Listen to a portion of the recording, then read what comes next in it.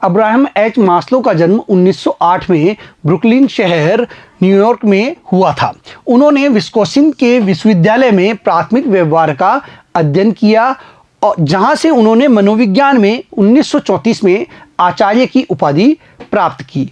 उन्होंने आवश्यकताओं के क्रमबद्धता अभिप्रेरणा के सिद्धांत जो व्यक्ति को आत्मसंतुष्टि स्तर तक पहुंचाती है प्रदान किया। वह मानवीय मनोविज्ञान के निर्माण में एक सशक्त उत्प्रेरक के रूप में मानी गई। उन्होंने आवश्यकता की क्रमबद्धता अभिप्रेरणा का सिद्धांत प्रतिपादित किया जो कि मानवीय मनोविज्ञान के क्षेत्र में एक महत्वपूर्ण भूमिका निर्वहित करती है। यह सिद्धांत मनुष्य की आवश्यकताओं के पूरा होने के क्रम को बताता है कि पहले उसकी क्या आवश्यकताएं होती है, जब वो पूरी हो जाती हैं तो वह किन आवश्यकताओं की पूर्ति के लिए प्रयासरत होता है और किस प्रकार से उसे अभिप्रेरित किया जा सकता है। मास्लो ने बड़ी सफलतापूर्वक अपनी आवश्यकताओं, आत्मसंतुष्ट व्यक्तियों तथा उच्च अनुभवों के सिद्धांतों में अभिप्रेरणा तथा व्यक्तित्व की दूरी को खत्म किया। अब्राहम मास्लो एक विख्यात मनोवैज्ञानिक जिनका एक उत्कृष्ट लेख 1943 में प्रकाशित हुआ था। उन्होंने समग्र अभिप्रेरणा के सिद्धांत के तत्वों की रूपरेखा संक्षेप में दी है। देखिए 1943 में इनका जो लेख प्रकाशित हुआ उसमें इन्होंने समग्र अभिप्रेरणा के सिद्धांत के तत्वों की रूपरेखा प्रस्तुत की। उन तत्वों के बारे में इन्होंने वहां पर विस्तार से बताया था। उनका सिद्धांत मानवीय आवश्यकताओं पर आधारित था। जो मनुष्य की आवश्यकताएं होती है उन पर इनका सिद्धांत आधारित था। उनका अनुभव था कि प्रत्येक मनुष्य के अंदर 5 प्रकार की आवश्यकताएं क्रमानुसार होती हैं। ये कहते थे कि एक मनुष्य में 5 प्रकार की आवश्यकताएं होती है और वह उन्हीं आवश्यकताओं को पूरा करने के लिए सदैव प्रयासरत रहता है। देखते हैं बच्चों, ये था मास्लो की आवश्यकता क्रम अभिप्रेरणा सिद्धांत। देखिए इसे हम विस्तार से देखते हैं थोड़ा। यहां पर उन्होंने 5 प्रकार की आवश्यकताएं एक व्यक्ति की बताई। पहली आवश्यकता आधारभूत शारीरिक आवश्यकता है। देखिए इसके अंतर्गत भूख, रोटी, कपड़ा, मकान, वस्त्र इत्यादि शामिल किए जाते हैं। वैवाहिक आवश्यकता वह भी इसी में शामिल की जाती है। यह उसकी आधारभूत आवश्यकताएं होती हैं। सबसे पहले एक व्यक्ति इन आवश्यकताओं को पूरा करने के लिए प्रयास करता है। जब उसकी ये आवश्यकता पूरी हो जाती है तो वह सुरक्षात्मक आवश्यकताएं पूर्ण करने की ओर अग्रसर होता है। यह उसकी दूसरी आवश्यकता बताई थी मास्लो ने। इसमें नौकरी की स्थिरता, आय की स्थिरता, पेंशन योजनाएं इत्यादि को सम्मिलित किया जाता है। इनके माध्यम से वह अपनी सुरक्षात्मक आवश्यकताओं की पूर्ति करता है। सामाजिक आवश्यकताओं के अंतर्गत उन्होंने यह बताया कि एक व्यक्ति स्नेहत्व की भावना रखना चाहता है कि उसके साथ लोग स्नेहपूर्ण व्यवहार करें, उसके मित्र हों, मित्रतापूर्ण उसके साथ व्यवहार किया जाए। साथ ही साथ वह जिस संस्था में काम करता है वहां उसका अच्छा जुड़ाव हो। यह उसकी सामाजिक आवश्यकताओं के अंतर्गत उन्होंने आवश्यकताएं बताई थी। इसके बाद में उन्होंने सम्मान की आवश्यकता को महत्वपूर्ण आवश्यकता बताया कि एक व्यक्ति पद प्रतिष्ठा चाहता है। वह चाहता है कि उसके कार्य को मान्यता प्रदान हो, उसका आदर हो, उसका सत्कार किया जाए, समाज में उसकी एक प्रतिष्ठा हो। इसके लिए वह कार्य करता है। देखिए वह पहली आवश्यकता पूरी करेगा, फिर उसकी दूसरी आवश्यकताएं जन्म लेगी, उनको पूर्ण करने पर तीसरी प्रकार की आवश्यकताएं जन्म लेगी, उनको पूर्ण करने पर वह चौथी आवश्यकता को पूरा करने के लिए प्रयासरत रहेगा और जब ये सारी आवश्यकताएं उसकी पूरी होगी तब उसकी 5वीं आवश्यकता आत्मसंतुष्टि की आवश्यकता उत्पन्न होगी। यानी जो वह बनना चाहता है वह बनने के लिए प्रयासरत करेगा। देखिए यह उसकी उच्चतम क्रम की आवश्यकता होती है। अमूमन जो व्यक्ति होते हैं उनकी 1, 2, 3 या 4 आवश्यकताएं पूरी हो जाती है, लेकिन बहुत ही कम लोग ऐसे होते हैं जो अपनी 5 प्रकार की आवश्यकताओं को पूर्ण कर लेते हैं। यानी जो वे बनना चाहते हैं, जितना उन्होंने अपने जीवन का लक्ष्य बनाया है, उस लक्ष्य तक पहुंचना वे बहुत ही कम लोग यह कर पाते हैं। तो ये थी उनके द्वारा बताई गई 5 आवश्यकताएं। बच्चों इससे जुड़ी हुई व्यक्तिगत जो आवश्यकता क्रम है वह भी हम देख लेते हैं और संगठन के आधार पर भी इन आवश्यकता क्रम को हम देख लेते हैं। देखिए, व्यक्तिगत आवश्यकता क्रम के अंतर्गत पहली जो आवश्यकता होती है वह व्यक्ति की होती है भूख। वह अपनी भूख को समाप्त करना चाहता है। भूख को समाप्त करने के लिए वह कार्य करता है और इस प्रकार यदि उसकी इस आवश्यकता को पूरा कर दिया जाए तो वह प्रेरित होकर कार्य करेगा। इसके बाद उसकी जो दूसरी आवश्यकता है, आय का स्थायी स्रोत ढूंढना, यह जन्म लेती है और इसके लिए वह प्रयास करता है और इस आवश्यकता को पूरा करने के बाद उसकी तीसरी आवश्यकता जन्म लेती है मित्रता की, यानी उसके साथ स्नेहपूर्ण व्यवहार किया जाए, मित्रतापूर्ण व्यवहार हो। इसके बाद में वह प्रतिष्ठा के लिए कार्य करता है कि उसको एक पद मिले, एक प्रतिष्ठित पद पर वह पहुंचे, उसका मान सम्मान हो, इसके लिए वह कार्य करता है। जब यह कार्य हो जाता है, यह आवश्यकता पूरी हो जाती है, तो वह आत्मसंतुष्टि पाना चाहता है, यानी वह जो बनना चाहता है वह बनने के लिए प्रयासरत होता है। जो उसने अपने जीवन का लक्ष्य निर्धारित किया था, उस लक्ष्य को प्राप्त करने के लिए वह प्रयासरत होता है। संगठन की दृष्टिकोण से अगर हम देखते हैं, संगठनिक आवश्यकता क्रम को यदि हम देखें तो यहां पर सबसे पहले आता है मूल वेतन। कोई भी संगठन ये देखती है कि वह अपने एम्प्लॉइज को, अपने कर्मचारियों को उनका मूल वेतन दे सके, उनका पारिश्रमिक दे सके। यह एक जो उद्यम होता है, उपक्रम होता है, उसकी पहली आवश्यकता होती है कि वह अपने कर्मचारियों को क्या दे सके, मूल वेतन प्रदान कर सके। उसके बाद जो आवश्यकता होती है वह होती है पेंशन योजना, मतलब वह अपने कर्मचारियों के लिए ऐसी योजनाएं लाए जो उनके भविष्य में आय की स्थिरता के लिए हो, वो उनको प्रोविडेंट फंड की सुविधाएं दे सके, इसके लिए वे प्रयासरत रहते हैं। फिर सहकर्मियों में मधुर संबंध, यानी जो भी कर्मचारी वहां पर काम कर रहे हैं उनके बीच में मधुर संबंध स्थापित रहे, इसके लिए वे कार्यरत रहते हैं, कार्य करते हैं, प्रयासरत रहते हैं, उसी अनुसार कार्य करते हैं।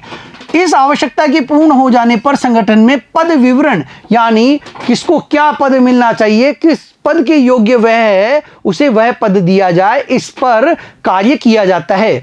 देखिए, इसके बाद में उद्देश्यों की पूर्ति, यानी एक संगठन चाहता है कि वह उसके पूर्ण जो उद्देश्य निर्धारित किए गए हैं उनको पूर्ण कर लेवे, तो यह क्रम भी यहां पर चलता रहता है। देखिए बच्चों, यह था मास्लो का आवश्यकता क्रम अभिप्रेरणा का सिद्धांत। ये 5 सिद्धांत उन्होंने दिए थे, 5 आवश्यकताएं उन्होंने बताई थी जिनको पूरा करने के लिए एक व्यक्ति, एक संगठन कार्य करता रहता है। देखिए, यहां पर मास्लो द्वारा बताई गई 5 आवश्यकताएं हैं जिनको पूरा करने के लिए व्यक्ति प्रयासरत रहते हैं। आगे देखते हैं बच्चों इनको विस्तार से। आधारभूत शारीरिक आवश्यकताएं, ये आवश्यकताएं क्रम में सबसे अधिक आधारभूत हैं, मनुष्य की प्रथमतः आवश्यकताएं हैं। देखिए, यह महत्वपूर्ण आवश्यकताएं होती हैं। मनुष्य की पहली आवश्यकताएं ही होती है उसकी शारीरिक आवश्यकताएं, उसकी आधारभूत आवश्यकताएं, जिसके लिए वह जीवन यापन कर रहा है, वह इन आवश्यकताओं को पूरा करने के लिए प्रयास करता है।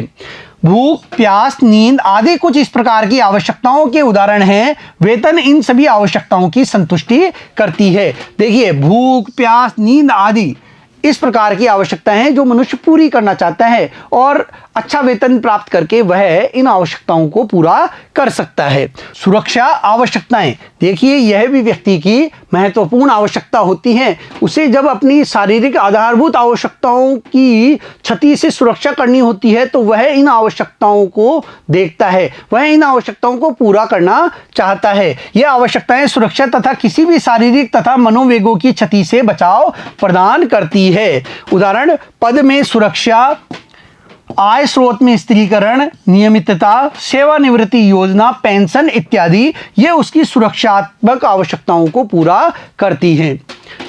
तीसरा है संस्था से जुड़ाव, संस्था से संबंध। ये आवश्यकताएं स्नेह, संस्था से संबंध, स्वीकृति अथवा मित्रता जैसे भावों से संबंधित है, यानी वह स्नेहपूर्ण वातावरण में काम करे, वह मित्रता रखे, यह इसके अंतर्गत आती है। मान सम्मान प्रतिष्ठा आवश्यकता। देखिए यह चौथी आवश्यकता है, यह उन कारकों को सम्मिलित करती है जैसे आत्मसम्मान, पद स्वायत्ता, पहचान तथा ध्यान, आदर सत्कार इत्यादि। एक व्यक्ति चाहता है कि उसका मान सम्मान बना रहे, उसे एक पद प्रतिष्ठा प्राप्त हो, और वह इस प्रकार की आवश्यकताओं के अंतर्गत आती है जो कि उसके कार्य को पहचान दिलाकर उसे पद प्रदान करके पूरा किया जा सकता है। पांचवी आवश्यकता है आत्मसंतुष्टि आवश्यकताएं। यह आवश्यकता क्रम श्रृंखला में सबसे उच्च स्तरीय आवश्यकता है, सबसे उच्च स्तरीय की आवश्यकता मानी जाती है। यह उस भावना आवेग को बताती है जो किसी के अंदर उस विद्यमान योग्यता की जो वह बन सकता है को बताती है। देखिए कोई व्यक्ति क्या बनना चाहता है, यह उसकी एक आवश्यकता होती है और इस आवश्यकता क्रम के अंतर्गत यह उच्च स्तरीय आवश्यकता में आती है जिसे हम बोलते हैं आत्मसंतुष्टि आवश्यकता। देखिए व्यक्ति बहुत कुछ बनना चाहता है और वह सदैव उसके लिए प्रयासरत होता है। जब उसकी 4 आवश्यकताएं पूरी हो जाती हैं तो वह इस आवश्यकता को भी पूरी करने के लिए प्रयासरत रहता है। यह आवश्यकताएं विकास, आत्मसंतुष्टि व उद्देश्यों की पूर्ति को सम्मिलित करती है। मास्लो ने यह बताया कि इस आवश्यकता के अंदर विकास, आत्मसंतुष्टि तथा उद्देश्यों की पूर्ति, जिन उद्देश्यों को लेकर व्यक्ति आगे बढ़ता है उन उद्देश्यों की पूर्ति सम्मिलित होती है। देखिए संगठन भी किन्हीं उद्देश्यों की पूर्ति के लिए कार्य करते हैं और उनके लिए भी यह महत्वपूर्ण आवश्यकता होती है। मास्लो का सिद्धांत निम्नलिखित संकल्पनाओं पर आधारित है। अब मास्लो ने जो ये सिद्धांत दिया वह किन किन तत्वों पर आधारित है देख लेते हैं। व्यक्तियों का व्यवहार उनकी आवश्यकताओं, उन आवश्यकताओं की पूर्ति के आधार पर निर्भर करता है। लोगों का व्यवहार उनकी आवश्यकताओं के आधार पर निर्भर करता है। उन आवश्यकताओं की कितनी पूर्ति हो रही है इस पर उनका व्यवहार निर्भर करता है, जो उनके व्यवहार को प्रभावित करती है। यदि व्यक्ति की आवश्यकताएं निरंतर पूरी होती जा रही हैं तो उनका व्यवहार प्रभावित होगा और वे अपनी पूर्ण इच्छा के साथ कार्य करेंगे। लोगों की आवश्यकताएं एक क्रम श्रृंखला में होती हैं, आधारभूत आवश्यकताओं से प्रारंभ होकर अन्य उच्च स्तरीय आवश्यकताओं तक जाती हैं। देखिए सबसे पहले उसकी शारीरिक आधारभूत आवश्यकता हो गई, उसके बाद में सुरक्षात्मक आवश्यकता हो गई, सामाजिक आवश्यकता हो गई, उसकी मान सम्मान वाली आवश्यकता हो गई और उसके बाद में आत्मसंतुष्टि की आवश्यकताएं होती है। तो ये एक क्रम में, यानी एक क्रम में होती है, पहले ये पूरी करेगा फिर ये, फिर ये, फिर ये, फिर ये, उच्च स्तर तक चला जाता है। तो ये एक आवश्यकता क्रम होता है। एक आवश्यकता की पूर्ति होते ही उस व्यक्ति के लिए वह अभिप्रेरणा का स्रोत नहीं रहती। जब व्यक्ति की कोई आवश्यकता पूरी हो जाती है तो वह उसके लिए किसी भी प्रकार का अभिप्रेरणा प्रदान नहीं करती। अब उसके लिए अगले क्रम की आवश्यकता ही प्रेरित कर सकती है, अगले क्रम की आवश्यकता से संबंध में ही उसे प्रेरित किया जा सकता है। एक व्यक्ति क्रम में अगले उच्चतर स्तर की आवश्यकता तभी अनुभव करता है जब उसके निचले स्तर की आवश्यकता की संतुष्टि हो जाती है। जब उसकी पहली आवश्यकता की संतुष्टि हो जाती है तो वह दूसरी आवश्यकता को महसूस करता है। शारीरिक आवश्यकताएं पूरी हो जाने पर ही वह सुरक्षात्मक आवश्यकताओं की ओर ध्यान देगा। इनके पूरा हो जाने पर ही वह अगली आवश्यकता, सामाजिक आवश्यकता पर ध्यान देगा। जब उसकी तीसरी आवश्यकता पूरी हो जाएगी तभी वह अगली आवश्यकता पर ध्यान देगा। वह अगली आवश्यकता मान सम्मान, पद प्रतिष्ठा की ओर ध्यान दे पाएगा। इसके बाद में ही वह अपनी उच्चतर आवश्यकता पर ध्यान देगा। तो इस प्रकार जब उसकी एक आवश्यकता पूरी होती है तो वह अगली आवश्यकता की ओर अग्रसर होता है, उसको पूरा करने के लिए ही वह प्रयास करता है। आगे देखते हैं बच्चों प्रोत्साहन के बारे में। देखिए प्रोत्साहन वे समस्त इनके अंतर्गत शामिल किए जाते हैं जिससे किसी व्यक्ति को प्रेरित किया जाता है, जिससे उन्हें प्रेरणा प्रदान की जाती है। ये वित्तीय भी हो सकते हैं, ये गैर वित्तीय भी हो सकते हैं।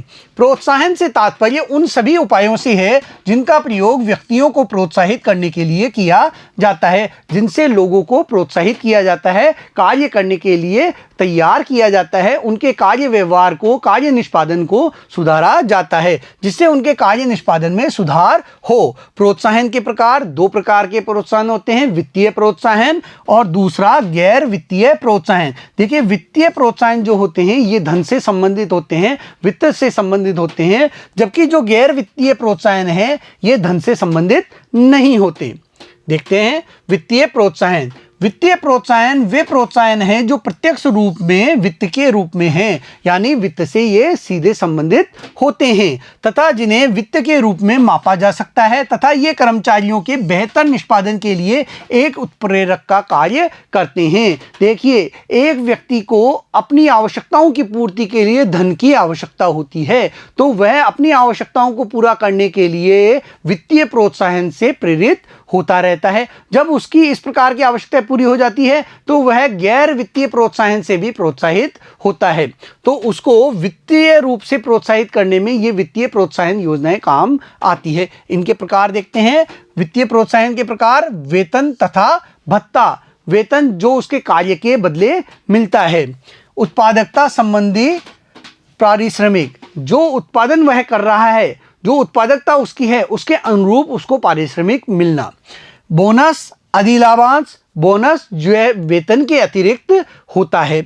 लाभ में भागीदारी, संगठन के लाभ में होने पर लाभों में से कर्मचारियों को हिस्सा देकर उनको लाभ में हिस्सेदार बनाया जाता है, भागीदार बनाया जाता है, इससे भी प्रेरित किया जाता है। सह साझेदारी, देखिए यह भी लोगों को प्रेरित करने का एक अच्छा माध्यम है। इसमें शेयर उन्हें दिए जाते हैं कंपनी के, जो कि बाजार की कीमत से कम होते हैं। वह अपने आप को स्वामित्व के रूप में समझने लगता है, उनमें स्वामित्व की भावना जागृत होती है। सेवानिवृत्ति लाभ, देखिए इसके अंतर्गत सेवानिवृत्ति के बाद उन्हें कई प्रकार के वित्तीय लाभ प्रदान किए जाते हैं। अनुलाभ, देखिए एक कर्मचारी को संगठन के द्वारा कई प्रकार के अनुलाभ दिए जाते हैं, जैसे उनको बीमा सुविधा दी जाती है, चिकित्सा सुविधा दी जाती है, ये भी एक तरह से वित्तीय प्रोत्साहन के अंतर्गत आते हैं। इन्हें विस्तार से देख लेते हैं। वित्तीय प्रोत्साहन के प्रकार, वेतन तथा भत्ता।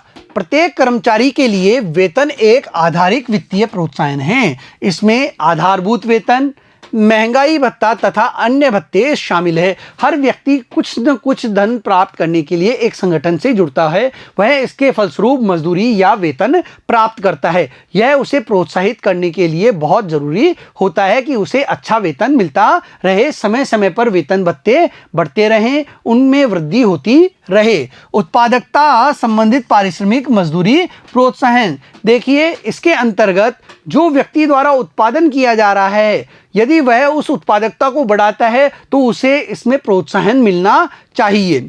बहुत सी पारिश्रमिक प्रोत्साहन योजनाओं का लक्ष्य पारिश्रमिक का भुगतान को उनकी व्यक्तिगत सामूहिक स्तर की उत्पादकता के साथ जोड़कर उनकी उत्पादकता को बढ़ाना है। यदि कोई समूह है एक साथ मिलकर उत्पादकता को बढ़ाता है तो पूरे समूह को प्रोत्साहन दिया जाना चाहिए।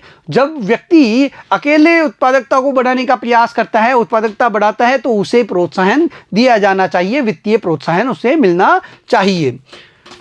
बोनस, अधिलाभांश। बोनस वह प्रोत्साहन है जो कर्मचारियों को उनकी मजदूरी या वेतन के ऊपर अथवा अतिरिक्त दिया जाता है। यह वेतन मजदूरी से अलग दिया जाता है। समय समय पर बोनस की घोषणा कंपनियों के द्वारा, उपक्रमों के द्वारा की जाती है, जो कि कर्मचारियों को प्रेरित करती है कार्य करने के लिए। लाभ में भागीदारी, देखिए लाभ में भागीदारी का अर्थ कर्मचारियों को संगठन के लाभ में उनका हिस्सा देना है। संगठन को लाभ हुआ, संगठन को बहुत अधिक लाभ हुआ, यदि संगठन उसमें से कुछ हिस्सा अपने कर्मचारियों को दे दे तो इससे कर्मचारी प्रेरित होते हैं, वे और अधिक मेहनत के साथ कार्य करते हैं। यह कर्मचारियों को अपना निष्पादन सुधारने की प्रेरणा देता है ताकि वे लाभ बढ़ाने में अपना अधिकतम योगदान दे सकें। इससे प्रेरित होकर कर्मचारी क्या करेगा, अगली बार लाभ की मात्रा को और बढ़ाने का कार्य करेगा। वे ये सोचेंगे अगर लाभ अधिक होगा तो उनको भी हिस्सा अधिक ही प्राप्त होगा, तो इस तरीके से प्रेरित होकर वे कार्य करेंगे। अगला है सह साझेदारी स्कंद स्टॉक विकल्प। इन प्रोत्साहन योजनाओं के अंतर्गत कर्मचारियों को एक निर्धारित कीमत पर कंपनी के शेयर दिए जाते हैं जो बाजार की कीमत से कम होते हैं। बाजार में जो शेयरों की कीमत होती है उससे ये कम कीमत के होते हैं। शेयर का आवंटन कर्मचारियों में एक स्वामित्व की भावना को जागृत करता है। देखिए, इससे कर्मचारी में स्वामित्व की भावना जागृत होती है, वे अपने आप को कंपनी के उपक्रम के स्वामी समझने लगते हैं, उसी अनुरूप कार्य करते हैं। उन्हें प्रेरित करता है कि वे संगठन के विकास में अपना अधिकतम योगदान दें और इससे प्रेरित होकर वे संगठन के उपक्रम के विकास में अधिक योगदान प्रदान करते हैं। वे अपना सर्वश्रेष्ठ योगदान अपने उपक्रम को देते हैं। सेवानिवृत्ति लाभ। बहुत से सेवानिवृत्ति लाभ जैसे भविष्य निधि, पेंशन तथा ग्रेच्युटी इत्यादि सेवानिवृत्ति के बाद कर्मचारियों को वित्तीय सुरक्षा प्रदान करते हैं। यह उस समय भी एक प्रोत्साहन का कार्य करती है जब वह संस्था में कार्यरत या सेवा में होते हैं। देखिए, जिन कंपनियों में सेवानिवृत्ति लाभ दिए जाते हैं तो वहां पर कर्मचारी रुककर टिककर कार्य करते हैं। वे अपनी नौकरी बदलने पर ज़्यादा ध्यान नहीं देते। वे ऐसी संस्थाओं में बना रहना चाहते हैं जहां पर सेवानिवृत्ति के लाभ मिलते हैं। सेवानिवृत्ति के पश्चात ग्रेच्युटी, पेंशन व भविष्य निधि जैसी सुविधाएं प्रदान की जाती है। तो ये भविष्य में भी काम आते हैं जब व्यक्ति सेवानिवृत्त हो जाता है, तथा पहले भी उन्हें प्रेरित करने का काम करती है। अनुलाभ या परक्विज्ड। बहुत सी कंपनियों में कार भत्ता, घर की सुविधा, चिकित्सा सहायता तथा बच्चों के लिए शिक्षा आदि लाभ दिए जाते हैं। देखिए, ये सुविधाएं भी कई कंपनियां देती हैं। ये वेतन के अतिरिक्त भत्ते या लाभ हैं। इनमें कई कंपनियां भत्ते देती है इनके बाबत या फिर इन्हें ये लाभ प्रदान करती हैं। ये उपाय कर्मचारियों प्रबंध को दोनों को ही अभिप्रेरित करते हैं और इन उपायों से कर्मचारी भी प्रेरित होते हैं और प्रबंध के लोग भी प्रेरित होते हैं क्योंकि ये सभी को प्रदान किए जाते हैं। गैर वित्तीय प्रोत्साहन। देखिए, गैर वित्तीय प्रोत्साहन वे होते हैं जिनका मुद्रा से वित्त से कोई भी संबंध नहीं होता। जिनका मुद्रा से कोई संबंध नहीं होता। मनुष्य की सभी आवश्यकताएं केवल पैसे से ही संतुष्ट नहीं होती। मनुष्य की सारी आवश्यकताएं केवल पैसे से पूरी नहीं की जा सकती। कुछ आवश्यकताएं गैर वित्तीय प्रकार की भी होती हैं। उन्हें मान सम्मान भी चाहिए, उन्हें पद प्रतिष्ठा भी चाहिए, जो कि गैर वित्तीय प्रोत्साहन के द्वारा ही पूरी हो सकती हैं। मनोवैज्ञानिक, सामाजिक तथा संवेगी कारक भी प्रोत्साहन देने में एक महत्वपूर्ण भूमिका निभाते हैं। गैर वित्तीय प्रोत्साहन मुख्यतः इन आवश्यकताओं पर केंद्रित है। देखिए, जो ये गैर वित्तीय प्रोत्साहन है यह मनोवैज्ञानिक, सामाजिक और संवेगी कारकों को प्रोत्साहित करने का कार्य करते हैं। इनकी इस प्रकार की आवश्यकता को पूरा करने का कार्य करते हैं। इनके प्रकार हैं पद प्रतिष्ठा या ओहदा, यानी पद देना, प्रतिष्ठा प्रदान करना, एक महत्वपूर्ण पद जिम्मेदारी देना। सांगठनिक वातावरण, कार्य का वातावरण अच्छा होना। जीवन वृत्ति विकास के सुअवसर, कर्मचारी को उसकी जीवन वृत्ति विकास के कई प्रकार के अवसर उपलब्ध कराना, यह भी इसके अंतर्गत आता है। पद संवर्धन भी इन्हीं के अंतर्गत आता है। कर्मचारियों को पहचान देने संबंधित कार्यक्रम, कर्मचारियों द्वारा जो कार्य किया जाता है उन्हें पहचान देना, उनकी प्रशंसा करना, यह भी इस गैर वित्तीय प्रोत्साहन के अंतर्गत आता है। पद सुरक्षा, स्थायित्व, यह भी गैर वित्तीय प्रोत्साहन में ही गिना जाता है। कर्मचारियों की भागीदारी, देखिए ये सभी गैर वित्तीय प्रोत्साहन के अंतर्गत आते हैं। आइए इन्हें विस्तार से देख लें बच्चों। गैर वित्तीय प्रोत्साहन के प्रकार। पद, प्रतिष्ठा, ओहदा। पद का अर्थ है संस्था में पदों के क्रम से है। देखिए, संस्था में, हर संस्था में एक पदों का क्रम होता है, पद क्रम होता है। हर व्यक्ति चाहता है कि उसके पद में वृद्धि होती रहे, उसे समय समय पर अगले पद पर भेजा जाए।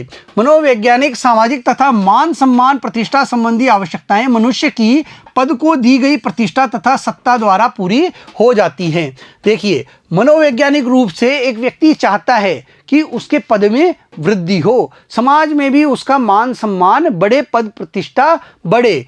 तो यह सब पूरा करने के लिए पद प्रतिष्ठा ओहदा एक महत्वपूर्ण प्रोत्साहन के रूप में काम करता है। यदि कर्मचारी को समय पर पदोन्नति दी जाए, उसे उच्च पद प्रदान कर दिया जाए तो उसका सम्मान बढ़ता है और वह अपनी इस आवश्यकता को पूर्ण कर लेता है। संगठनिक वातावरण, संगठन में अच्छा कार्य वातावरण दशाएं कर्मचारियों के व्यवहार को प्रभावित करती है। देखिए, संगठन में यदि बहुत अच्छा कार्य वातावरण है, दशाएं अच्छी हैं काम करने की, तो वह भी कर्मचारी को प्रेरित करने का कार्य करती हैं। इनमें से कुछ विशेषताएं हैं। व्यक्तिगत स्वतंत्रता, यानी कर्मचारी को कार्य करने की स्वतंत्रता दिया जाना। पारिश्रमिक अभिविन्यास, कर्मचारियों का ध्यान रखना, जोखिम उठाना इत्यादि। ये सभी जो हैं ये गैर वित्तीय तरीकों में आते हैं जो उसके संगठनिक वातावरण के अंतर्गत मापे जाते हैं। जीवन वृत्ति विकास के सुअवसर, प्रत्येक व्यक्ति चाहता है कि वह संस्था में उच्च स्तर तक पहुंचे। हर व्यक्ति की यह इच्छा होती है कि वह जिस संस्था में कार्य कर रहा है वहां पर उच्च स्तर तक वह पहुंचे, उच्च स्तर प्राप्त करे। दक्षता विकास कार्यक्रम तथा ठोस पदोन्नति नीति कर्मचारियों को पदोन्नति पाने में सहायता करती है। देखिए, उनकी दक्षता विकास से संबंधित जो कार्यक्रम होते हैं उससे भी उनकी दक्षता सुधरती है, जिससे वे उच्च पद पर जाने के योग्य बनते हैं। समय समय पर उनकी पदोन्नति किया जाना भी बहुत इसके अंतर्गत आवश्यक होता है। पदोन्नति एक शक्तिवर्धक का कार्य करती है तथा कर्मचारियों को अपने बेहतर निष्पादन को प्रदर्शित करने के लिए प्रोत्साहित करती है। देखिए, जब कर्मचारी को पदोन्नति मिलती है तो वह अपना सर्वश्रेष्ठ प्रदर्शन करने के लिए लालायित रहता है। जब उसे यह पता चलता है कि यदि वह अच्छा कार्य करेगा तो उसे पदोन्नति मिलेगी, तो वह अपने कार्य निष्पादन में सुधार लाता है। तो यह भी उसको प्रेरित करने के लिए अच्छा प्रोत्साहन का माध्यम है। पद संवर्धन, पद संवर्धन का संबंध उन कार्यों की रूपरेखा तैयार करना है जिसमें विविध प्रकार के कार्य अंश सम्मिलित हैं। उच्च स्तरीय ज्ञान तथा कौशल की आवश्यकता है, कर्मचारियों को अधिक स्वायत्तता देती है तथा उत्तरदायित्व सौंपती है, व्यक्तिगत विकास के सुअवसर प्रदान करती है तथा एक अर्थपूर्ण कार्य अनुभव देती है। देखिए, पद संवर्धन के अंतर्गत व्यक्ति को उच्च स्तरीय ज्ञान व कौशल की आवश्यकता होती है अपने कार्य को करने हेतु। जब कर्मचारियों में इस प्रकार की ज्ञान होता है, कौशल होता है, तो उन्हें पद संवर्धन के द्वारा प्रेरित किया जाता है, जिससे उनमें अधिक स्वायत्तता प्राप्त होती है, उनको उत्तरदायित्व सौंपा जाता है, उन्हें विकास के अलग अवसर प्राप्त होते हैं, जिससे भी वे प्रेरित होते हैं। कर्मचारियों को पहचान मान सम्मान देने संबंधित कार्यक्रम, एक संगठन को यह चाहिए कि वह अपने कर्मचारियों के कार्यों को मान सम्मान प्रदान करे, उनके कार्यों की पहचान करे, सभी के सामने उनकी प्रशंसा करे, जिससे कि कर्मचारी प्रेरित हों। कर्मचारी चाहते हैं कि उनके कार्य का मूल्यांकन हो, उन्हें उपयुक्त पहचान मिले। जो कर्मचारी अच्छा कार्य कर रहे हैं तो उनके कार्यों की पहचान हो और उनका मूल्यांकन करके उसके बारे में सभी के सामने प्रशंसा की जाए। प्रशंसा कर्मचारियों को उनके कार्य निष्पादन के लिए की जाती है तो वे उच्च स्तर का कार्य करने के लिए प्रोत्साहित होते हैं। देखिए, जब प्रशंसा की जाती है तो कर्मचारी प्रेरित होता है कि हमारी प्रशंसा की जा रही है, उससे वो और अच्छा करने के लिए प्रेरित होते हैं। बधाई देना, नोटिस बोर्ड, सूचना पट्ट पर उनका नाम प्रदर्शित करना, पारितोषिक या प्रमाण पत्र देना, स्मृति चिन्हों का वितरण, महत्वपूर्ण सुझावों के लिए उसे पारितोषिक देना, ये सभी इस प्रकार मान सम्मान देने या कर्मचारियों को पहचान देने के संबंध में प्रोत्साहन प्रदान करने के तरीके हैं। अगला है पद सुरक्षा स्थायित्व। कर्मचारियों को भविष्य की आय तथा कार्य दोनों के लिए निश्चित स्थिरता स्थायित्व चाहिए ताकि उन्हें इन पक्षों पर चिंता न हो और अपना कार्य बड़े उत्साह से कर सके। देखिए, पद सुरक्षा और स्थायित्व ये गैर वित्तीय प्रोत्साहन के अंतर्गत आते हैं। जब एक कर्मचारी को ये पता है कि उसका पद सुरक्षित रहेगा, उसको पद से नहीं हटाया जाएगा, तो वह अधिक उत्साहित होकर ऐसी संस्था में कार्य करेगा और अपना अच्छा योगदान उस संगठन के लिए समर्पित करेगा। कर्मचारियों की भागीदारी, इसका अर्थ है कर्मचारियों से संबंधित जो कार्य होते हैं उनमें प्रबंधन को अपने कर्मचारियों को भी भागीदार बनाना चाहिए। यह भी उनको प्रेरित करने का कार्य करते हैं। इसका अर्थ है कर्मचारियों से संबंधित निर्णय लेने में उन्हें शामिल करना। ये कार्यक्रम संयुक्त प्रबंध समिति, कार्य समिति, जलपान गृह समिति इत्यादि के रूप में व्यवहार में कार्यान्वित होते हैं। देखिए, इस तरीकों के माध्यम से कर्मचारियों से संबंधित निर्णय लेने में शामिल किया जाता है, तो वे प्रेरित होकर प्रबंधन का साथ देते हैं, संगठन के लिए कार्य करते हैं। बच्चों, आज हमने मास्लो का आवश्यकता क्रम अभिप्रेरणा का सिद्धांत देखा, साथ ही साथ हमने प्रोत्साहन के अंतर्गत वित्तीय और गैर वित्तीय प्रोत्साहन देखे। अगले वीडियो में फिर मिलेंगे। धन्यवाद।